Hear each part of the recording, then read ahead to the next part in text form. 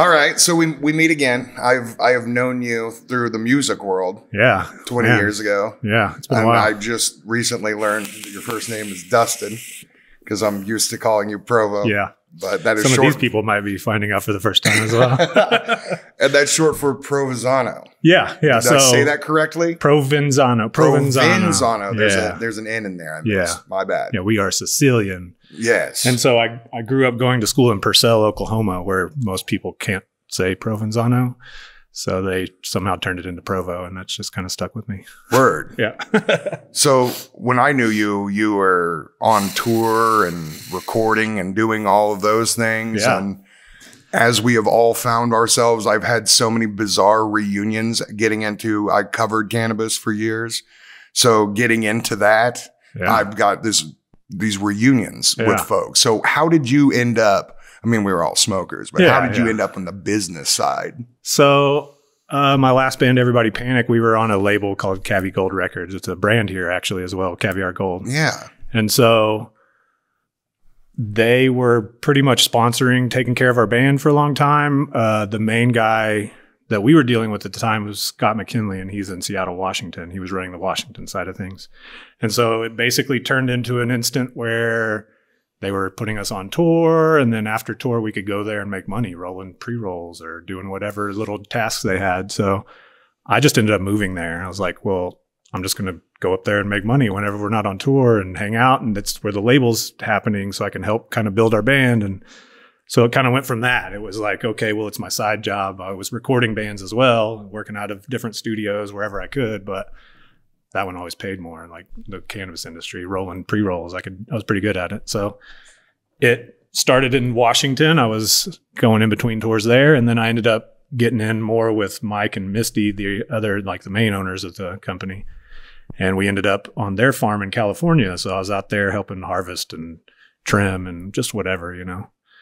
And so then that kind of turned into getting closer with them and ended up at their spot. And so it was my job for a while, just when I wasn't on the road, you know. But I had my partners from here that originally we were talking about trying to start something ourselves, and you know, California's expensive for that, and it's not the greatest of places to go. And then it started happening here, and so you know, when they originally passed it, they were like no smokables and had some weird rules that they were trying to put on everything. So I was like, no, I'm not interested if that's the case. And once it like became like, okay, we have a cannabis program in Oklahoma, I was pretty much on the next flight, and I've been here working every day since then, pretty much. So that was like August 2018, I think. That makes sense, and I'm glad you reminded me because I had forgotten about that, the whole Cavi Gold thing. Yeah. Isn't Mike Brunson originally from here as well? Yeah, so pretty much everybody from Caviar Gold was originally from here. Mike was from, well, I think Mike was from Michigan, but he lived here the majority of his life. Misty was from here. Scott McKinley was from here. Bishop, who was running some of their stuff out in California, he's from here. He also now has another brand called Hush Supply. And so, yeah, it was weird that like all of them were from here. I think I might have met Mike and Misty back at a party or a show or something at one point, but like never really hung out with them. But I met Scott through Max Baker. He gave him some of our stuff and told him to come check us out at Deftones. It was like our second show. Yeah. And ended up hanging out with him. We became friends. And like every time he'd come to town, we'd hang out, smoke, do whatever, hang out, party. And yeah. And so it just like, it was crazy how they were all from here, and then like we met here, but I took off with them to go pretty much everywhere but here. That was what's funny to me, you know, is I didn't realize that. And then I met Giddy Up. Oh, yeah. And he was talking, they moved out to Denver. Yeah, yeah. So yeah, originally, they all moved out there, yeah. And I'm like, that's weird because, you know, he became known for his hash methods, and then Caviar Gold became a huge thing, and I knew you were out there with them, but I didn't know it all originated here. See, I didn't know Giddy until I moved here. I met him at the first High Times Cup, but I had heard like everybody I knew who he was and knew him, and so oh, you know him? No, I haven't met him. Like whatever.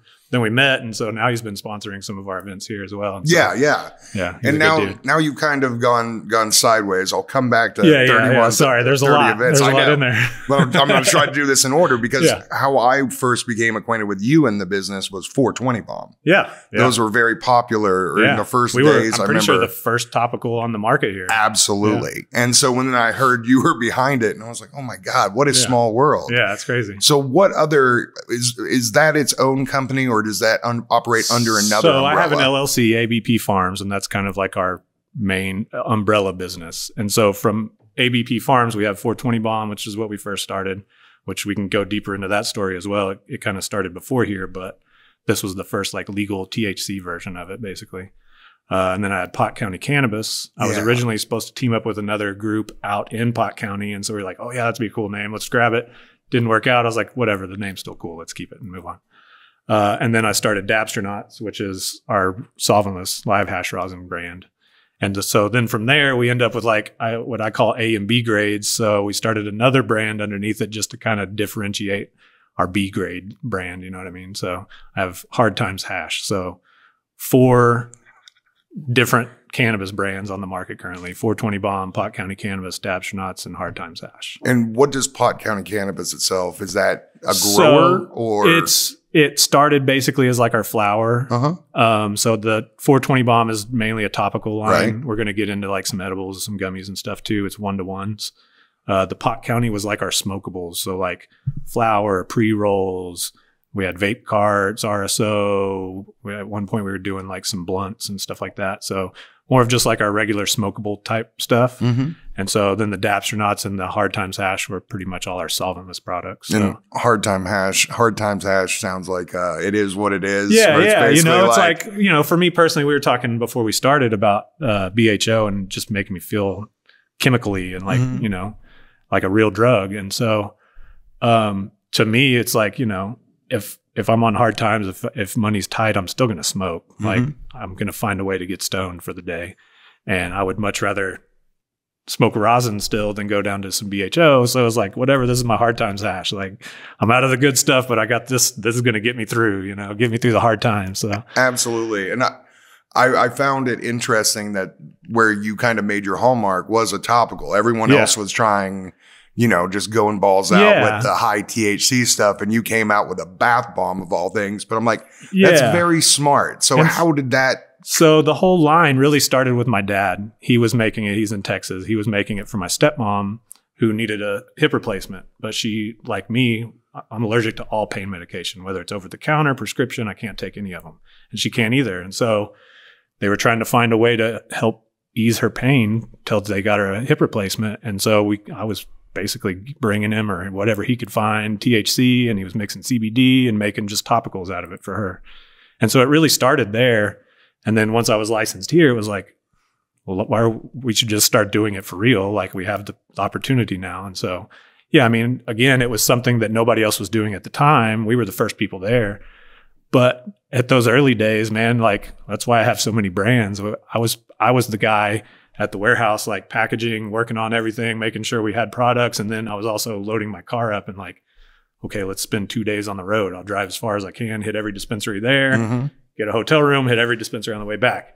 And so a lot of it that at the beginning was, what do you need? Yeah. Like you have tons of flower. What do you need? What are people asking you for? And so, you know, that's when we started making RSO. A lot of people were needing it for cancer treatments and stuff. And so I was like, let me go figure it out and I'll start making it for you. And so we started making that. And it was like, okay, well, I need pre-rolls. Okay, well, let me go figure those out and I'll get you some pre-rolls. And so we started with the topicals because we already had that. And I was making rosin at the time. It was just flower rosin. The fresh frozen market was so out of control here. Like they were basically charging you the same amount for wet weed that they would charge you for dried weed. And wet weed is like 80% water. Right. So I was paying $3,000 a pound for water, basically. So we didn't even mess with it at first. It just wasn't a great idea at the time.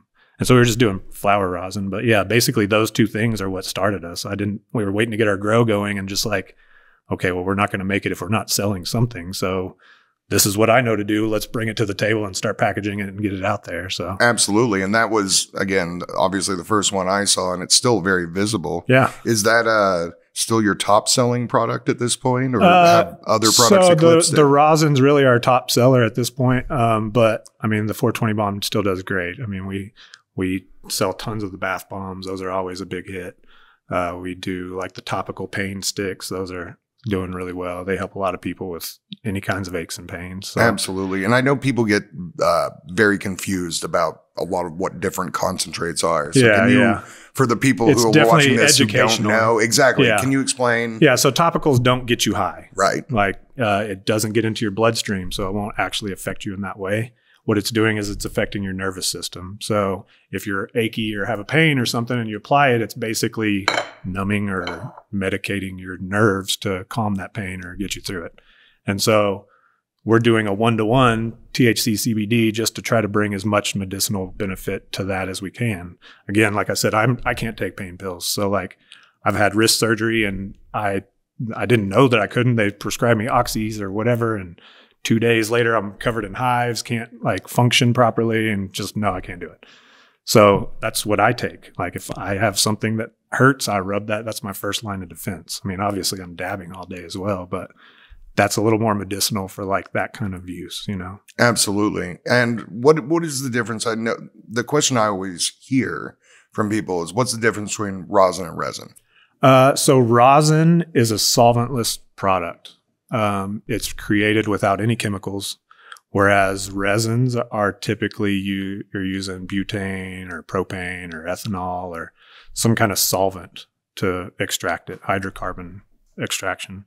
And so with the rosins, what our version is we're making a bubble hash. So we're freezing the plant as soon as it's ready, chopping it down, putting it in a freezer.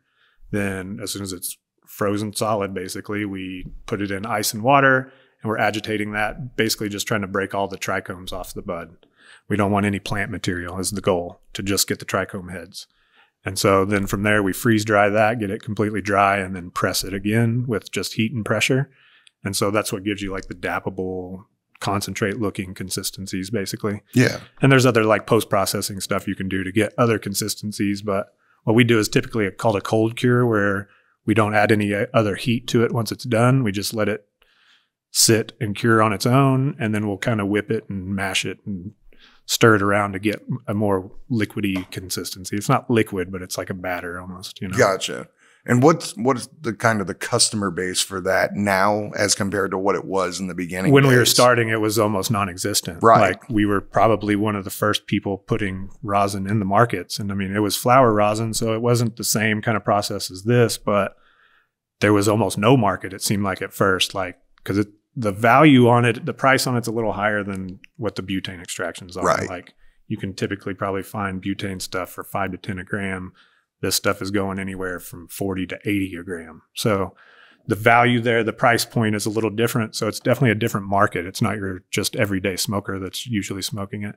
But nowadays, like a lot of people are coming on board. And again, like the cost is more, but people are like starting to become more aware of what we're putting in our bodies. I mean, just because it's tested and passed when you're smoking butane doesn't mean you're not smoking butane. Right. Even if it is parts per million, if you dab heavily like me and you're doing 30 dabs a day, like those parts per million start adding up every day. And so I don't want to smoke that. I'm sure a lot of people, if they knew that that's how it was really going, probably wouldn't want to smoke it either. You know? Right. And honestly, it sounds like what you're making isn't too far removed from the ice water hash we would make with swag back in the day. It's the same thing, only we're pressing it to make a different consistency. But yeah, we're making it ice and water. And yeah, I mean, it's what we're doing, I feel like, is probably one of the cleaner methods of smoking cannabis that you can do, because we're soil and organic. We're not using any fake nutrients. It's all like natural ingredients we're putting into the plant. And then from there, it's water and ice and, you know, just the best possible outcome we can get. We're getting rid of 80% of plant material that's there. Like, I like smoking a joint, but you don't really need to smoke the plant part of it. Right. The part that gets you is the trichomes and the other parts of that. So we're getting rid of that, which is not good for you. It doesn't matter. I mean, you know, yeah, cannabis helps people, but smoking any kind of plant material is not good for your lungs. Right. Our lungs were not made to do that. So we're getting rid of that and getting it closer to just the oils and, you know, the parts that are actually beneficial to us and what we're trying to get out of it, you know. So personal opinion, I think that that's probably the cleanest. If you're going to smoke in any way, that's probably the cleanest, safest way to do it. You know, and that's kind of the direction I've gone. You know, I'm friends with a few hash makers. I'm friends down the road at Eden Rose. They've really kind of got me onto it. And I'm like, yeah, I remember what this is like. And, Yeah, you don't have to take much. Get where you're going. There's no excess, I don't know, dust in your lungs. Yeah, I mean, whatever. It could be dust. I mean, the thing people don't understand about a flowering plant is like literally everything in your room can stick to that plant. It's sticky. So smells in the room, like I know one grow that bleaches their room too much. And if you smell their bud, you can find a hint of bleach in that bud all across their strain. So it's like that dust falling from the ceiling gets in a bud. It sticks to the resin. Like you could be smoking all kinds of stuff. With ours, we're kind of washing it off and cleaning it off almost and getting it down to like just what we want it to be, you know? So there's definitely a cleaner factor when it comes to some rosin. I mean, you know, that doesn't mean all rosins are clean. Right. You know, but you're removing as much, yeah, removing as much foreign matter as possible, as probably physically able to. Yeah, for sure. And then, so you decided that you didn't have enough to do. Yeah. And so you decided to start throwing cannabis events. Why did you start doing that? Well, you know, I come from the event world already. And Clark and I have been friends for a long time. He's owned 3130 Studios since I've known him, 2007 or something. And we've, you know, at one point I recorded bands out of the back of this place. I didn't have a studio. I was like, come on up here. You can record out of here. So I recorded bands here, and it was like, you know, there's been a bunch of other businesses in here, but we've always talked about how can we get together and do something cool up here, like that we can work together on type deal. And so we had talked multiple times. At one point we were talking about maybe a dispensary, and I was like, man, like I had a dispensary and that's a rough game. Like unless you got a lot of time and money to throw at it, like I don't know that that's the play, you know, especially here we got everybody on this street already, like that's established and been here for a while. So, and I, you know, just being in the industry, I hear a lot of people looking for places to have events, or like, you know, me personally, I don't go to the bar anymore. I lived most of my life in the bar, and now I don't really drink much, but if I can go somewhere and smoke, I'm down. So I just was kind of trying to create something for us all to have something like that. Like, let's make it a place. You know, when I met Clark, probably when you were hanging out with Clark too, it was the after hours bar spot up there. Like we'd go party all night, and it was like, okay, well, we got a stage and a ping pong table up here. Like, let's go get trashed until the sun comes up, basically. And so that was how I remembered the place originally. You know what I mean? And that just popped in my head too. It was like, man, why don't we go back for that vibe, but like keep it cannabis oriented, or, you know, it's not even just cannabis oriented. We've done all kinds of things up there, but we're really trying to push the cannabis events and stuff for people to safely go, you know, consume with their friends, or, you know, whatever, like try out new stuff, whatever.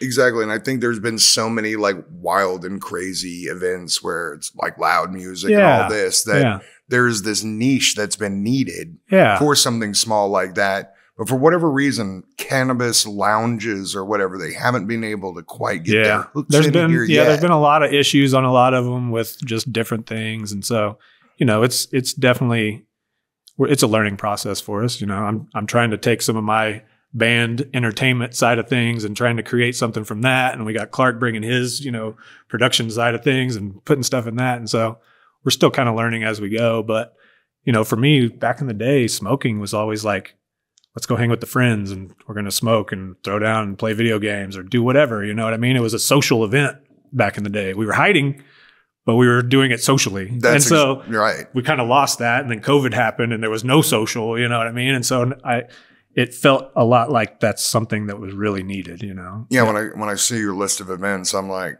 oh, you know, puff and paint. And then, video game tournament. And I'm like, this is what we used to do 20 years ago. Exactly, man. It was what we were doing anyways. Yeah. And so we're trying to get something for everyone. You know, I mean, we have the parties too, where the music's too loud. You came to that first one, and it's like, you know, we had 150 people packed in a little room with DJs bumping the night away. And so we try to bring that vibe as well. But I want everybody to have something to do. You know what I mean? Like, I want every style of smoker to say, yeah, I'll go play board games and win some prizes, or go paint a picture, or whatever you're into, you know, something to be social again, and like, let's hang out and have fun with it, you know? Absolutely. Do you think people, you know, there's this kind of move, like you talk about, you don't go to the bar as much or ever anymore. And there's this kind of move towards sobriety, or the sober curious, or I guess in this case, California sober. People just want to get away from alcohol, especially alcohol as a social lubricant and glue. So are you saying, again, you've been in this industry, you've lived this lifestyle, what what is the state of the industry as far as like socialization? It's are people wanting it to? It seems like it. Like, you know, it's still been a slow build for us here, but every time it's bigger than the last time. And we have people bringing people from the last time they came, like, hey, I brought more people. They got to check this out. And it seems like that's the case. People are trying to get out again and do things. But again, a lot of us don't want to go to the bar or don't want to go to some big outdoor whatever fest. You know what I mean? Like, let's just get together and hang out and smoke like we used to and do whatever. So it seems like there's a good crowd of that people were looking for that, and the reaction's been that, you know, so. That's what I'm saying. It seems like it's snowballing pretty well. Yeah, I mean, the biggest thing is just getting the word out, you know Absolutely. what I mean? Like, still, I'm sure there's some people that are like, you mean I can go to this place and smoke weed? That sounds like a trap. Right. You know what I mean? Like, when I moved here and I started selling again, I was like, this feels like a trap. Right. I'm out here selling all these bags of weed, and I'm just going to get caught. They're after me, you know? So, you know, it's still educating people of like, hey, we are having fun, and we're not doing anything illegal about it. We're just hanging out and enjoying some social smoking time, you know? So I bet your food trucks love you. Oh yeah, man. We get the birria taco place over here. Yeah. They're always out here. We've had a few good ones, man. Somebody brought a pizza truck out. That was a nice. Oh yeah, which nice one? Addition. Do you remember? Man, I can't remember the wood-fired pizza. Man, I can't remember. I got their card at the house, but Okay. I can't remember Sorry. the name of Didn't them. mean to put I you wish on I the spot. could, because they were really good, and I want to bring them back. But I do have their card, so I will find them for another one. Just So yeah. So of these events, the low key ones, because I'm more interested in that. You know, you see the parties, Cowboy Cup every year. I always go to that. It's always fun. You mentioned that Cannabis Cup earlier. I think for my lifetime, I'm one and done on high times. Yeah, I went to the first one and I was like, cool, man. I saw it. Yeah. Great. It was way too hot and I'm ready to go home. Exactly. And I go to the Sensi parties. Those folks are good. I have fun over there. But other than that, you know, I like this low key thing, and I feel like that's going to be picking up steam. So of the two that you've done, the gaming tournaments and the puff and paint, which is gaining the most traction most quickly? I feel like they're both kind of equally doing it, because like we had just one of both, and they both of them over doubled in the second round. And so, you know, like the first ones we did are like, oh man, I think we had 2 paid people for the first puff and paint or something. But then it was like 5 the next time, and then like 12 the next time. And so these were our second and third. The last 2 weeks we've had our second and third gaming nights, and our first game night I think was 4 people or 5 people, and then the last one was 15 or something. So it's obvious that they're building. But yeah, it's just got to keep on it, you know? Yeah. It's consistency. You know, we're finding our marketing avenues on where we can actually promote properly and get it into people's faces. But then it's also got to be consistent. Like, we know that any weekend you can come to 3130 Studios and there's going to be something you can do fun. Like, look us up if you want to play games, if you want to paint, if you want to just hang out and smoke or watch a movie. We've been starting to do some movie nights, like anything, you know, we're trying to come up with anything and everything, basically. Absolutely. And that's always the interesting thing to me as well, is there's so much going on with this industry or events that, like, trying to get people there, as you said, and you come from a world where you have a completely different set of rules to play by. Yeah. And then in this, you've got this offset of, you know, Planet Zuckerberg. You're not allowed to talk about cannabis. We can't talk about anything. Exactly. So that's another big thing for me here as well, is it's like, it's a marketing avenue for my brands. Like, not only are we here trying to put together events and have fun and do other stuff, but like, I set up at every event and we're educating people on our products every event. So, you know, it's beneficial in more ways than just to put together events for everybody, you know. I don't have to go pay the Cowboy Cup however much they want to set up a booth. I can just set up my own booth. Absolutely. You know, create your own thing. And that's once a year, and you're doing this. Yeah, every weekend. You know, every weekend. Yeah. Are you guys looking at expanding that? Or are you going to keep it to Fridays and Saturdays? I mean, I would love to do every night of the week have something, but you know, at this point, I think we're like, let's build up our weekends and see for sure that we can keep that functioning every weekend, and then we'll go from there. You know, I have an artist from Arizona who's on the Cottonmouth Kings label who's reaching out to me the past couple of days. He's wanting to do a show out here, just a little pop-up hip-hop show. So, you know, maybe we have some touring acts through the week that need a spot to do something. We'll set up a little live music night or whatever. Like we want to try to do maybe comedy nights. Maybe those could be a weeknight show or something too, you know? So it's just two of us right now. So it's like, okay, we'll brainstorm something and then let's try to focus on it for a minute and build it up a little bit. And then let's brainstorm something else and then try to build those up to where they can be their own entities. But we need a lot of them, you know, a lot of days in a month to fill. So, and I'll tell you, you know, we did one like secret show on this block, and barely promoted it through Oklahoma Gazette because we still had no idea what we were doing, and hit up some of our friends. They're like, you want to end up donating stuff? And so we ended up with, you know, all sorts of good stuff for people to enjoy. Live music. It was basically, if you know about it, come. And we just knocked it right out of the park that first time. I have to say, you know, of all the stuff I've done through Gazette, like that was one of the most rewarding things that made me think like we can do something more than just like news reporting here. Yeah. So when Clark and I started talking again, I actually had mentioned I should probably get into the podcasting world. Yeah. And Clark piped up. And then I came over here for one of your events and saw you. And then that got the gears turning. You know, as you mentioned, we were here 17 years ago doing this. And then the first place we met was Non-Zine around the corner. I ended up doing a small write-up for them back in the day. So, man, for as far as we've come, we sure haven't gotten anywhere, have we? No, we're in the same fucking building right now. Only now we can smoke weed without worrying about it. Exactly. And I live across the street now. Oh, me too. It's like I right live over like there. 2 blocks away from here now. No kidding. So, yeah. Same. I've bounced all over the place and I've ended up right here. Like, absolutely. So, all right. And let's talk about the nitty gritty of the industry for a minute, shall we? Oh, boy. Talked about all the fun shit. Yeah. Are you still having fun?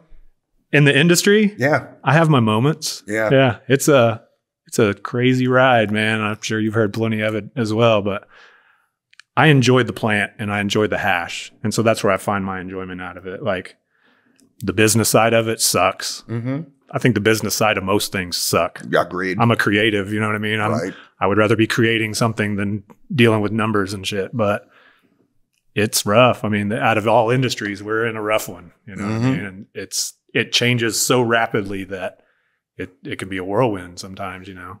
But again, I find my enjoyment from the plant and from the hash, and like we're always hunting new strains and looking for stuff that's new and exciting. So my day, I'm still spending it doing things I like, but you know, I also have to do all the other non-exciting, nightmarish stuff of the industry as well. and that was kind of where my attitude changed. I got a little burned out on it all because it went from hyping everything, like, oh my God, there's this new cool thing, I got to tell everyone, to the calls I was getting were like people wanting me to like go after their enemies and write smear pieces and shit. And I'm like, yeah, this isn't what I signed up for. Yeah. Well, I mean, that's what the state's doing right now. I know. So it's been a cutthroat industry. I mean, you know, a lot of people don't understand this came from a black market. This came from a streets thing where, I mean, in some places you might get in trouble for fucking around. You know what I mean? Maybe not around here, but you know what I mean?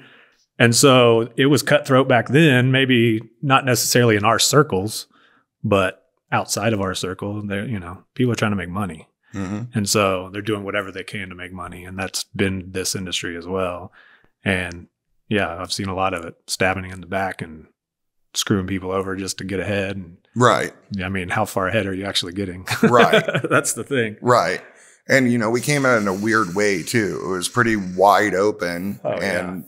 Governor Fallon decided that we didn't need a special session to enshrine some rules. Oh yeah. I mean, we were going. I mean, like I said, I got here August 2018. I was the first licensed business in Midwest City. And that was September 13th or 14th or something like that. And literally from then on, when I started going and looking in dispensaries, you could buy anything. And like I was the first licensed business. Like it just started like a month ago, but you could buy liters of distillate. You could buy, there's 40 different strains of flower on the shelf. It was just like, all right, well, here we go. What do we do now? I know. And I remember calling over to OBNDD and talking to Mark Woodward. And I'm like, so are we just pretending that like none of this is happening right now? They just turned their eyes. But here's the funny thing. Like now they're so set on like metric stuff. When all that stuff we were getting was from states with metric. Like the thing that I don't know if they're not understanding or they just don't care. At this point, it seems more like they just don't care. But all the product that was here, literally everything was here day one, all came from a state that has to use metric. So whatever, I understand the idea of wanting to track and at least like inventory management stuff, but like it's pretty wild. Like they're shutting farms down for a tag not being on a plant. And it's like, that tag doesn't matter. Yeah. Even if the tag's on there, they could still go sell it off the market and you would never know unless you're in the building watching their steps every day. Like, it is what it is. It seems like they let everyone just run amok for so long, and then suddenly they just pulled the reins like tighter than they needed. Yeah, well, and seemed to be going the other direction. Yeah, and so the biggest thing too is like they put all these regulations in place to stop the black market. Illegal operators don't care about regulations. They're like, good luck with your regulation. There you go. Get what we got. You know what I mean? Like all it really does is hurt those of us that want to do it right and are trying to like create legal business. It's just more burdensome on us because the people that are breaking the law are going to break the law. They don't care. Like criminals are criminals. That's why they're criminals. They're not following the law. So it's not going to change anything for them. So it just makes it a lot harder. And so, yeah, like the past 2 years especially have been a whirlwind of like new laws, new bills, like new fees. This year alone, I think like it's probably gone up about $5,000 a license. Yeah. To own a business license.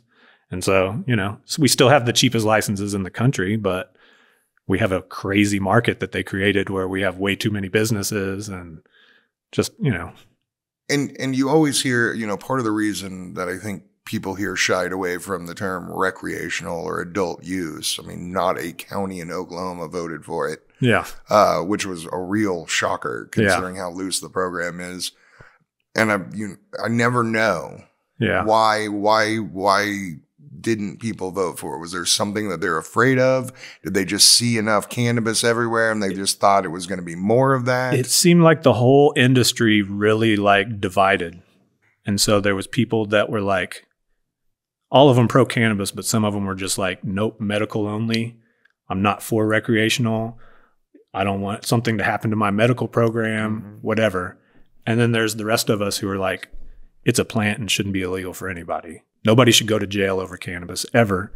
And even those recreational people are still getting medicinal benefits from it. Right. Whether you want to call it recreational medicinal doesn't matter. I use it for both reasons, like every day. I use it. I smoked before I started this for my own recreational to calm my nerves and have a little fun before I got here. You know what I mean? So somewhere in there it divided. And like, there's these people that are like, only medical, it has to be medical. And then there's the rest of us that are like, it's a plant. Let's quit worrying about the tagline for it and just make it legal. Right. And so there was a lot, I don't know, because it seemed like from my perspective, I have a lot of people in the industry that I follow. And the ones that were like very against it were against it for the same reasons that they were for 788, it seemed like. Right. Like, oh, it's too loosely written. Well, 788 basically just said, hey, you got medical marijuana. And there was nothing else to it. You know what I mean? And so it's like, that could be a good thing just as well as it can be a bad thing like we're dealing with now. It all comes down to fighting the government and the legislators and trying to mold the program where it should be. I think that when we started, we had, like everybody said, it was one of the best programs in the country. And then now we're just trying to follow everybody else's lead. Yeah. Where it's like, we could have done something different and maybe descheduled it here in this state where I could go to the farmer's market and sell you my product directly instead of having to go buy a dispensary license and sell it to you through there or sell it through another spot. Right. And so I think that's one of the big things that people are like too focused on medicinal and recreational. And we got to quit focusing on that and just focus on making it not a scheduled drug. It's not heroin like it's scheduled right now. Right. We need it like legal to the point to where we don't have to go through all this extra hoops for it. It's a plant. Nobody's died from it yet. Trust me. If you could, I probably would have by now. Right. It's the old Bill Hicks joke of, doesn't outlawing nature seem a little paranoid to you? It's weird, especially, It's just a raw plant. Like I even understand why people might not want concentrates. Because as we've said, before this started, I'm like, It's different, but again, as I pointed out, it's probably the cleanest way to smoke. You're not smoking plant material. You're smoking more of what you actually need out of it. And so, you know, we all know what it really comes down to with all of this shit is money. Mm-hmm. And now the government has turned it into they are our weed dealers. Like they control all of it. They get all the money off of it.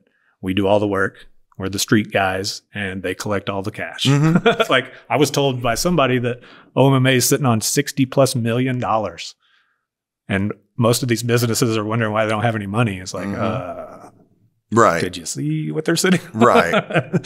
And you know, the party in power here in Oklahoma, they call themselves the party of small government. No. Yet. They want that bicameral legislature still awfully pumps out a lot of regulations for an industry that honestly it doesn't seem like very few of them know about. Yeah, zero of them. Like they only know what they've learned since it's been legal, basically. Because before that they were like, it's a dangerous drug and everybody should be locked up for it. Right. So yeah, they shouldn't be in charge of all that. And I was never been out there for any of it. Compare and contrast the West Coast market and what was happening out there then and what's here. It still feels like the Wild West out on the West Coast. Well, Washington felt a little more strict whenever I was up there because I was there right from medical. Medical was pretty much like it was here, Wild West. You know what I mean? Like it seemed pretty wide open up there.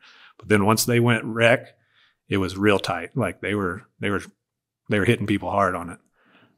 California, though, like it's always felt like the Wild West out there to me. Like I'm pretty sure the dispensary I was going to was an illegal dispensary when I was there. Like I'm not checking their license. I'm just buying my stuff and going home. But like that was everywhere. And you hear about it. Like everybody knows like they supplied most of the country for a long time from that just California alone. You know what I mean? So it's always kind of felt wild like that. I wasn't necessarily dealing with the business of it, you know, when I was out there like I am now, like really having to stay on top of regulations and stuff. But I mean, for one, like rapidly changing, I remember multiple times working for Cavi where we'd have to go in and relabel everything because they changed the rules now again, and it's got to have this tag on it now. So they'd pay us to go in there and peel all the stickers off, and then here's the new stickers, relabel everything else. And so it was still kind of like that, even on the level I was at. But, you know, like I said, I wasn't dealing with as much of like the actual legislation and the day-to-day real business of it. I was just rolling joints and packaging stuff. But having been in the thick of it, what do you think between Washington, California, and Oklahoma, who is the friendliest towards cannabis business? Man, that's hard to say. I would say maybe Washington. California, I mean, they were raiding people. I think they're still raiding people out there constantly. You know what I mean?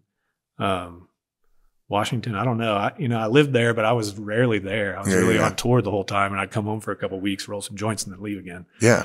But it seemed like pretty open and friendly. I remember going to Hemp Fest up there, and cops were passing out chips to people, like had a little tag saying "Don't smoke and drive" and shit, and they were handing them out to people at Hemp Fest. I was like, that's pretty rad. Thanks, officer. Yeah, I don't know why I need this reminder, but yeah, I appreciate it. I have one now. But yeah, I don't know. I mean, you know, even here when I first started, again, I told you I was the first business in Midwest City, so I showed up with all my licensing. I got a spot down the road. I'm like, I'm here. I'm a cannabis company. I'm trying to get set up, and like everybody's jaws drop. Like, oh shit, they are here, and they look exactly like we thought they would. And so.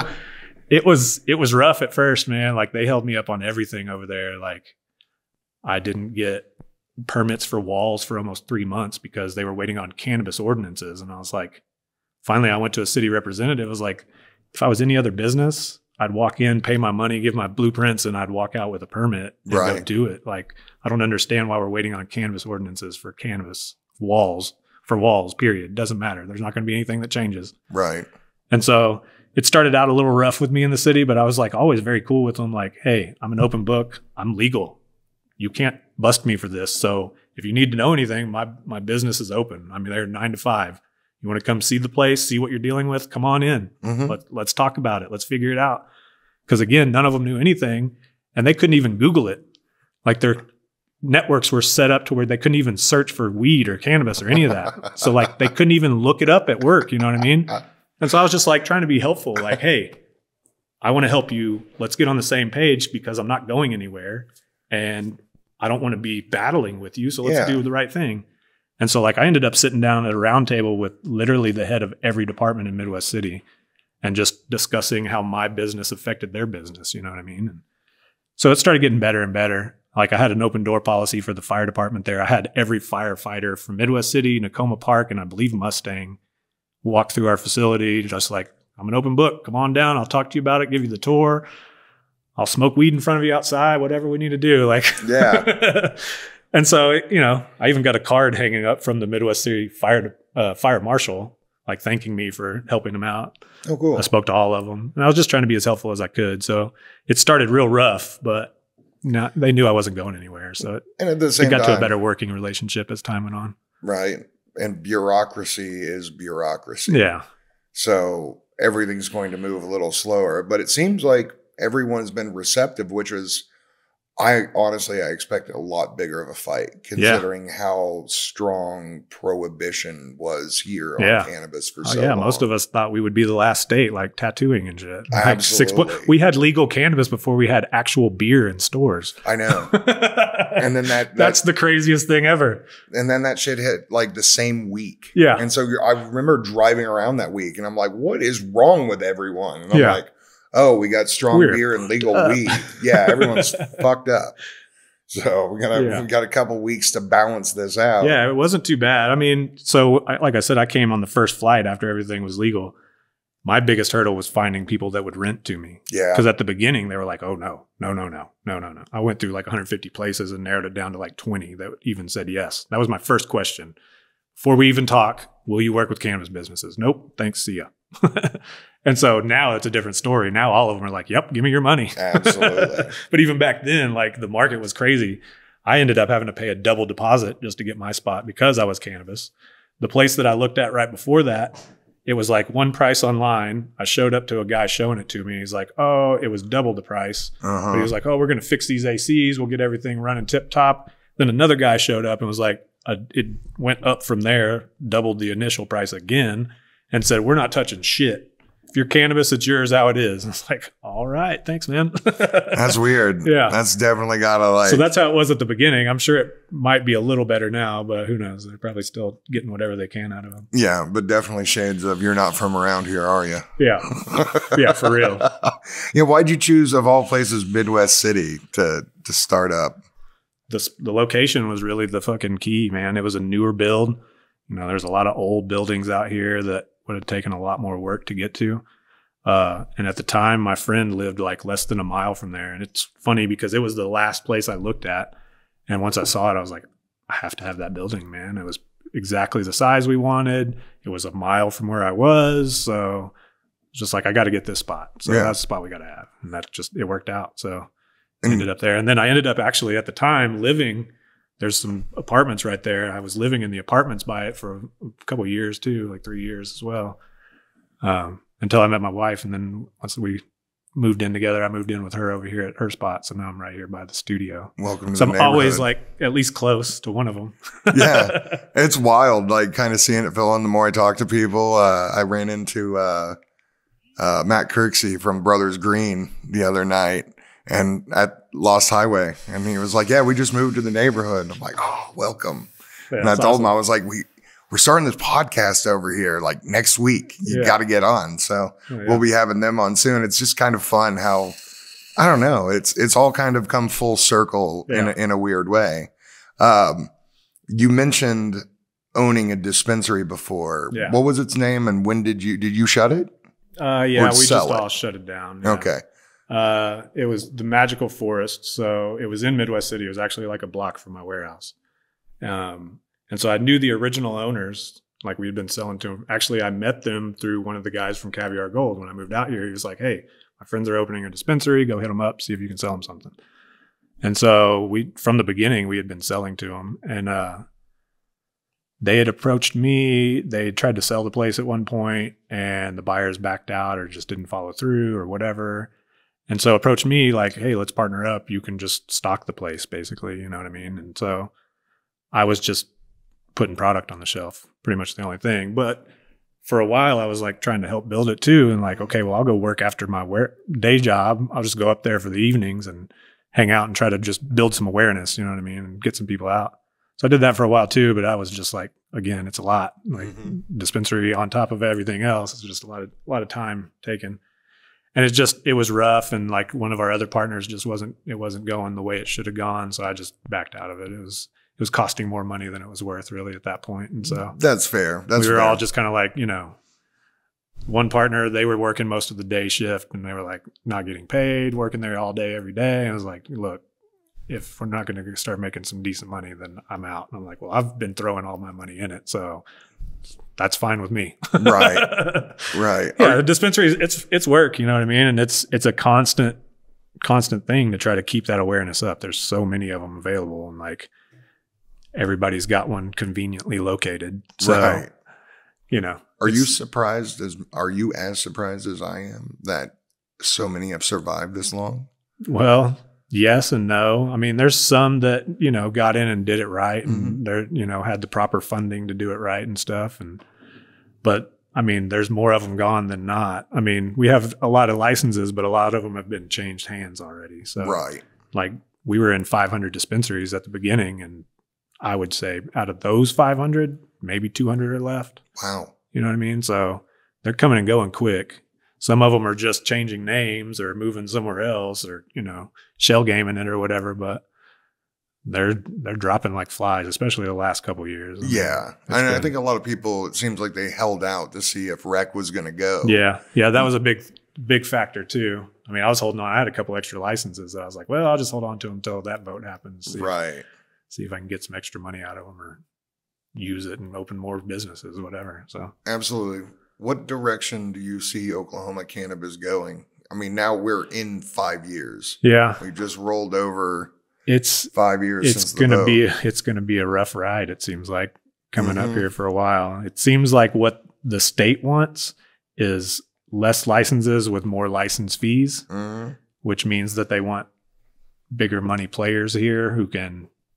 My outlook on it is they want the people that are going to pay the most for the license, but then they also want the people that can afford all their fines because they won't help you with the rules. Nobody helps you with the rules. So if they come in and shut you down or fine you, they want somebody that's going to pay that extra money. You know what I mean? So make it as confusing as possible. That way, whenever we go in and you aren't compliant, which to my opinion, I don't think anybody's 100% compliant right now. You can't be. I was about to say, impossible. I don't know if there's enough accurate guidance for everyone to be truly compliant. Everybody you talk to gives you a different story. So it's just like nobody knows what. But it's going to be a different market here for sure. I'm hopeful that we'll get rec going or some kind of federal deal will happen. But I mean, the government's the government. They drag their feet with everything. So right. I'm hopeful that it'll switch to rec at some point. The thing is like, people think rec is going to be like the saving grace for their business, and it's not. Like, it's just not going to save everybody. There's too many businesses. There's too many people that don't know what they're doing that are putting out horrible product anyways that probably shouldn't be there in the first place. And so it's not going to save everybody because eventually Texas is going to be legal or it's going to be federally legal and it's not going to matter. Right. Like rec is only good as long as Texas is illegal. Right. Because we're going to get all those people. We're already getting those people coming here to buy all their product, and Kansas. So until that happens, it'll help, but not a lot. And that was my thought too. I was just curious if it had passed, if we would have kind of a cannabis tourism industry like a lot of other states do, where I don't know, people come to just sample the wares and maybe. I mean, it could turn into that. I think that the real thing would be the borders. Like the borders, it would be like back in the day when we couldn't get 6 Point beer and we would drive to the first, it wasn't Hunts or Gainesville because they didn't sell alcohol, but you had to find the next wet county and get beer as close as you could, and then you come right back. Exactly. You know? And so I think a lot of it would be that. A lot of Texans would just come to the first dispensary they can find on the border, and then they'd take their weed right back home. Yeah. And you see that, I mean, even out Arkansas. Yeah. It's like right along the border there. I've not traveled up to Kansas, but But I would imagine that border is very it's all similar. Doing the same thing. They have a buddy with a card. Hey, go in and buy your limit for me or whatever. I'm sure there's plenty of dispensaries selling to people without cards too. It is what it is. Absolutely. It's just wild to me that we, as you said, we were the state that you escaped from to go get these products.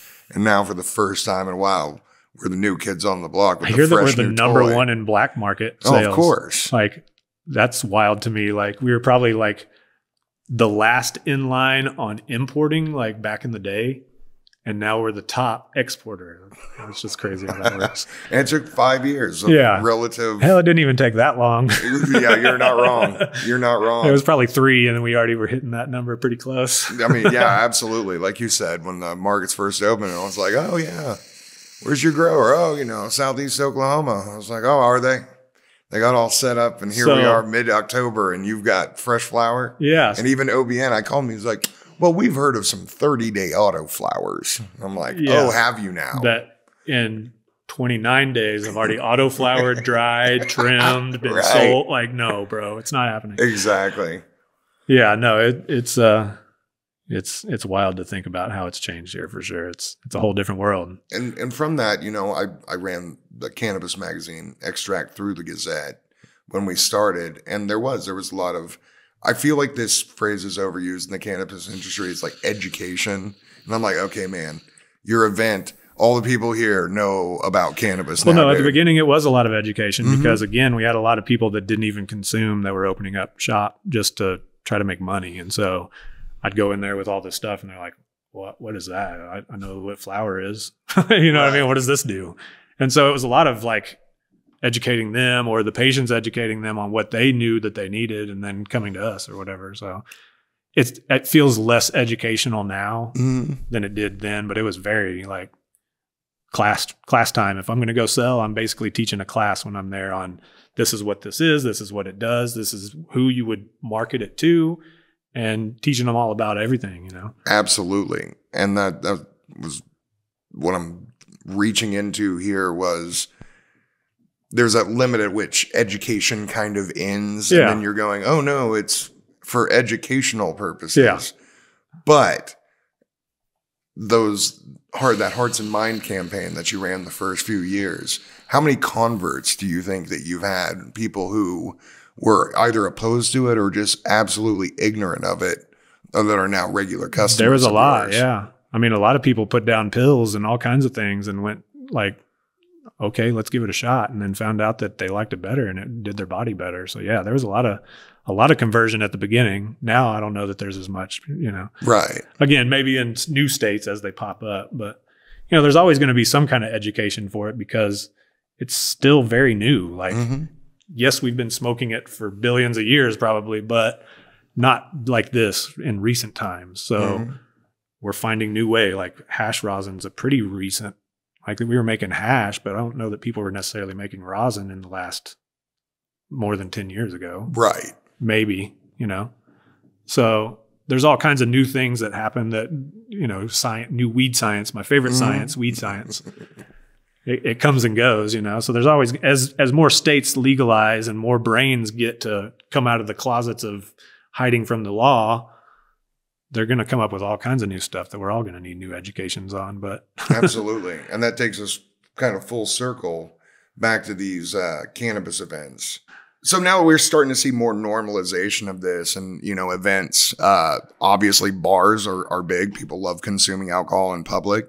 But we've had a couple of false starts with cannabis lounges. What do you think is like keeping people from integrating cannabis as a social experience to the extent of, like I said, alcohol or? Yeah, so it's still new to a lot of people, I think. Again, I think I said it earlier where when we first started, it felt like a trap almost, like PTSD from having to hide from it for so long. Some people still might be nervous about being in public, doing stuff like that. I think that there's a lot of gray area in the law, so that makes it kind of weird for some people as well. I think some of the other lounges just didn't follow some basic rules that could have probably helped them last a little longer on those things.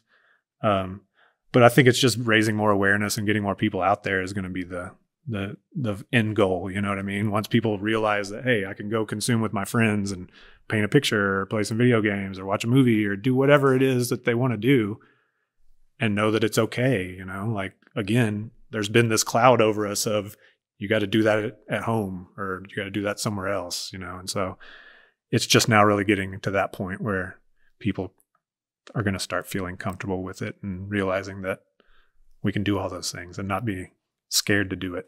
Absolutely. Absolutely. And especially because among fans of cannabis, you've got a lot of people who they're very into the plant. They have the strains that they like. They like talking about them. And a lot of people are breeding. Home grow is legal here. Yeah. So you've got that. One of the things that's always driven me nuts about cannabis is, unlike something like whiskey, where you can basically create the same kind of batch. When I tell someone, if they find something that they really like really, really like, go buy all of it you can. Yeah. Because in that particular formula and variation, you may not ever find that exact thing again.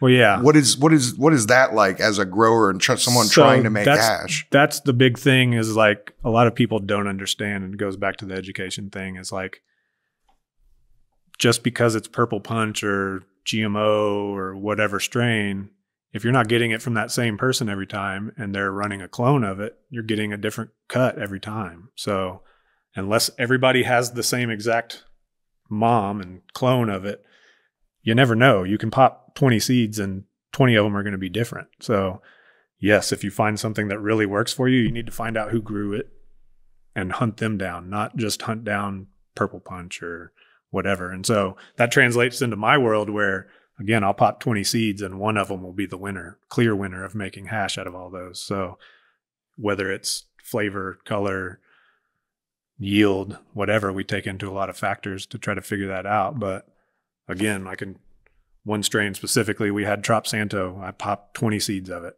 Out of those 20, we had 3 that looked cool whenever we flowered them. So I was like, okay, let's run more tests on these. So we flowered them all out. One of them was just awful yield doing hash, and it just wasn't as good as the other 2. So we got rid of that one. The next one was probably some of the most beautiful bud I've ever seen, but when we washed it, it did about 2% yield. Not the greatest. I mean, when you're growing it, you could still make something off of that, but we're really looking for higher yield. So then the third was a beautiful bud, but looked a little duller than the other one. Wasn't quite as pretty as of a flower. But when we washed it, it did almost double the yield of the other one. So again, it's like, just because you have a strain name doesn't necessarily mean that that's exactly it every single time. And so that's another educating factor for a lot of people that don't know that just think, I'm going to go find Purple Punch, or I'm going to go find GMO, or I'm going to go find whatever it is. But you need to know who's growing it to know where it came from. Absolutely. Do you take any sort of proactive approach to that? Do you separate like a cutting or whatever before you wash these things? Oh, yeah. So that you know. So we have a very strict process of hunting everything so that we don't lose stuff. So we'll pop all the seeds first. If we lose some, we lose some, whatever. The next step is finding out if they're male or female, because a lot of the stuff we're running is regular seeds. We're not doing like feminized seeds or whatever. And so a lot of times with that, I'll just take a clone, put it in the flower room, put it in its cube like we're going to clone it, put it in the flower room, and at least in a week or so, you'll start seeing either male parts or female parts or whatever. So then from there, we get rid of our males if we're not trying to keep those, and then we'll grow everything out big enough to where we can start taking, basically mother them out. So we can start taking clones off of those to put into flower. So that original one never really goes into flower. We just grow it out and then take pieces of that to put into flower to find out what we want to keep from there. And so, yeah, again, with that instance particularly, I think we grew out like 3 or 4 plants of each strain or each pheno, put them into flower, flowered them out to the end, froze some, dried some, so that we could say, okay, well, this looks good as dried flower, doesn't do good with, concentrates or whatever it may be. And so, yeah, we make sure we save them because you'll lose something great. And they say stoners are lazy. Oh, well, we just find easier ways to do things. There you go. No, that sounds like an enormous amount of work. And then at the end of it all, I mean, you want to speak about variances. I mean, testing in this industry is nuts. Yeah, well, the testing is is a nightmare. And I was like at the forefront of calling them out on it at the very beginning. Like, it's bad.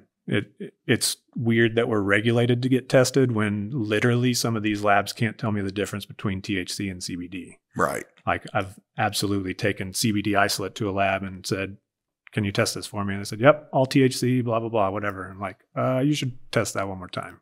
Yeah. And so it gets scary on some of that too. Like, my concern really isn't on the THC levels or terpene levels. Like, none of those numbers really matter at the end of the day. What really matters is the chemicals that could be in it. And the way I see it, if they can't tell you what THC or CBD is in it, how can they truthfully tell you what any of these other things are that are in it too? So I don't know. The testing's a nightmare, and I always tell people, I joke with people now, like, if I go to another state and start over, I'm opening a lab because you get paid up front. I don't think you have to necessarily know what you're doing. And you get all the good stuff you want. Right. Hey, look, they just brought us a half ounce. So let's test like 2 grams. If it's good, then we'll keep the rest. Right. Right. So that's my joke with everybody, is like, if I get to start over, I'm going to be a lab technician or something. I'm going to just open a lab somewhere and start it all over. And you will have the best head stash in the state. Yeah. Yeah. All the good people will bring you the stuff directly to you. Yeah. And that's one thing that you have to deal with, that, obviously you do grow flower, but then you process it down, where I don't think a lot of people understand the concept of parts per million. Yeah. Can you explain how that might create different results between a flower test and a concentrate test? Yeah. So, they're testing for these chemicals basically in parts per million. And so there's a threshold that we're allowed to be under to be a pass test, which means that there's technically still that chemical in there. It's just however many parts per million or whatever. Well, that adds up. So let's say you have some pesticide in there that passed testing that's like just under the limit of what's legal, which I couldn't tell you the exact limits of everything, but it's small amounts. But you could take that flower that passed and then concentrate it down to some distillate that now fails because that pesticide concentrates with it. And what you're doing is taking all the plant material away from that and getting it down to just an oil that now has quadruple what it had, maybe even from the flower to the end, And so it's, again, testing it's a weird thing. We want it there because none of us want to ingest those things, but I don't trust it at all. Like, right. I've done so many tests and proven that it's incorrect. I've failed for things that literally don't exist in my building where, like, we create a solventless product. We're not using pesticides. We're not using any kind of chemicals. Well, I've taken this to a lab, had it tested, and they told me it didn't, well, no, it failed for one, but then had residuals of everything else in it that they tested for pretty much.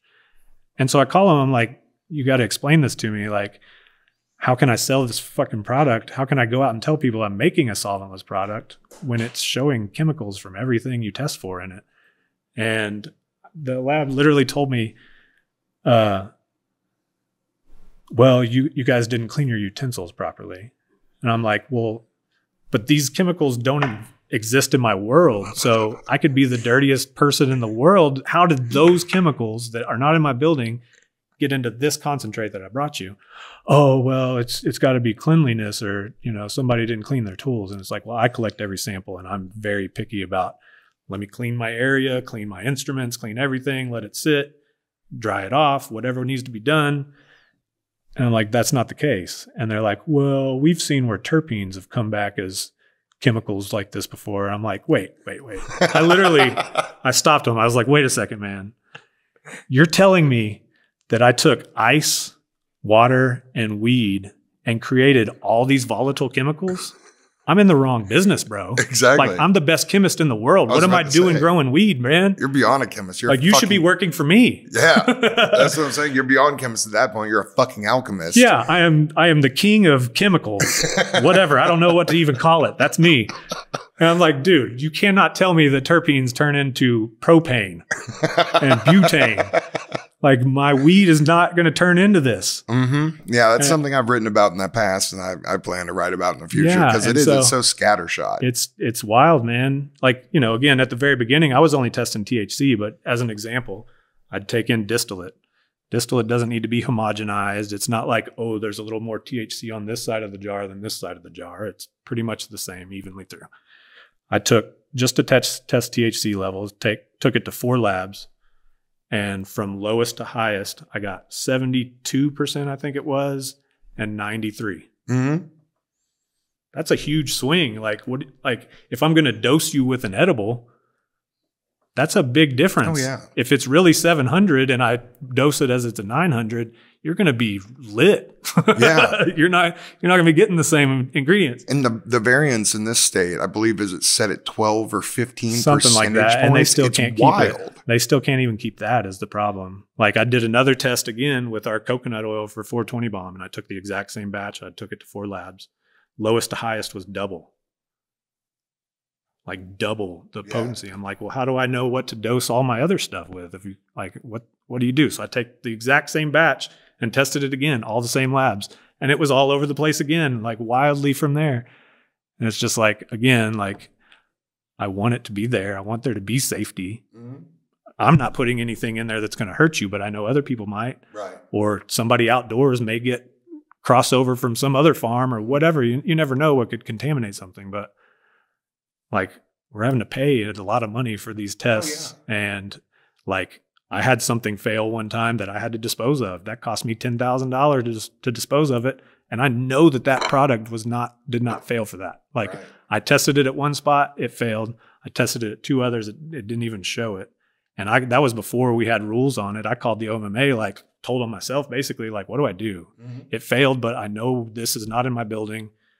I tested it 2 more times, it didn't. What do I do? They're like, you have to dispose of it. At that point, you weren't even supposed to retest it. You were just supposed to dispose of it. So I paid like thousands of dollars for testing plus all the product, and then I had to just throw it all away. When I knew for a fact that it didn't have what was in there because I'd tested other strains that were all grown together in the same room. None of them failed for anything, even showed it. Yeah. Well, that makes a lot of sense now why your new side hustle, instead of creating more cannabis products, you're creating cannabis fun. Yeah, yeah. Let's have the fun in it so we're not dealing with the stress that makes you go crazy day in, day out. Yeah, it helps balance everything out. Absolutely. So we got movie nights, we got Puff and Paint. We've got video game tournaments. Yeah. What's next? What are you adding? Oh, yes, and of course your social events. Yeah, we got the parties. We have a can of prom coming up that should be pretty fun. I think we're going to try to get some. I know Clark's going to take some prom photos of people, so that'll be fun. We'll make a cool little prom set or whatever. We're also trying to put together like a Sunday social or smoke out or something. Basically just a day to get together and eat and smoke and have some fun together, and Sunday fun day with weed. Dude, that's what's up. Especially with right across the street. I don't have any excuse not to show up. Yeah. You know, we're going to try to get some sponsors on to bring some food in and whatever, you know, more supplies to keep us all having a good time, and set up the video games, the movies. We could do a little bit of everything, you know, just whatever. Have a Sunday fun day. Oh, yeah. We were talking earlier, like the high-low back in the day. I drink regularly and go to the high-low Sunday brunch and have fun over there and get a couple drinks, eat some food, hang out with some friends or whatever. So that kind of thing, but with weed, you know? Absolutely. Especially like post-COVID, I think. Yeah. The idea of breaking bread with people, having a meal and just, getting out and enjoying life again. Exactly. Not being trapped in our houses. We don't need to do that. We'll be okay. You can smoke your own joint or your own dab rig. Bring it. You're fine, you know? Yeah. We can still somewhat keep it separate, but we can all smoke and have a good time. Absolutely. Well, let's do it. Let's smoke and have a good time. Always, every weekend. Thanks for being here, Provo. Yeah, man. Thank you.